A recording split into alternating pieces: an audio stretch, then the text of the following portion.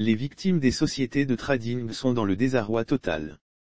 Depuis l'arrestation de quelques promoteurs de ces sociétés de trading, les victimes ne savent pas encore s'ils auront gain de cause.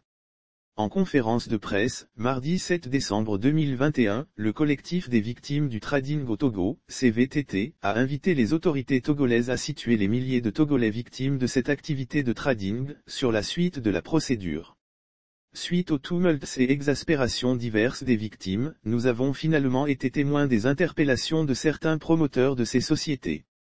Malheureusement, à l'heure où nous vous parlons, nous ne savons pas exactement le traitement réservé à ce dossier vu le silence des autorités en charge du dit dossier, et surtout que les victimes n'ont été associées ni à la procédure, aucune information officielle à leur égard, ni dans le sens de la restitution des fonds investis, des épargnes, prêts et cotisations divers, a déploré le collectif dans sa déclaration liminaire.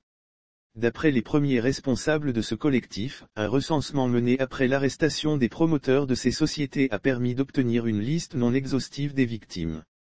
À ce jour, le collectif dit avoir recensé 2805 victimes au niveau des 4 sociétés de trading pour un montant total de 6 973 477 175, 6 973 477 175 de francs CFA. Dans les détails, la société J Global compte à elle seule 2080 victimes pour un préjudice de 5 860 995 000 FCFA. Au niveau de Global Trade, les victimes sont au nombre de 340 pour un préjudice total de 546 193 000 FCFA. Au niveau de la société Africavie, 212 victimes ont été recensées pour un montant 190 175 000 FCFA et enfin, la société PDK Invest doit verser un montant de 566 099 000 FCFA à 173 victimes. Par ailleurs, le collectif dit avoir déposé une plainte devant le parquet contre les promoteurs de ces sociétés.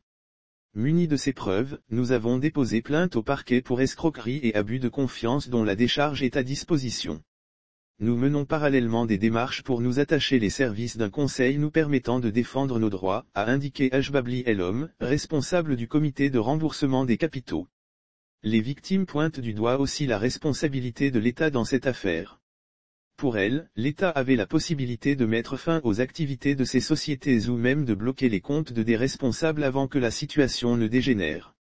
Aujourd'hui on nous dit que c'est le gain facile qui nous a amenés à investir dans le trading. Mais je dirais que c'est faux. Parce que, si on prend les victimes, la grande partie a été bernée par l'apparition de certaines autorités du pays aux côtés des promoteurs de ces sociétés.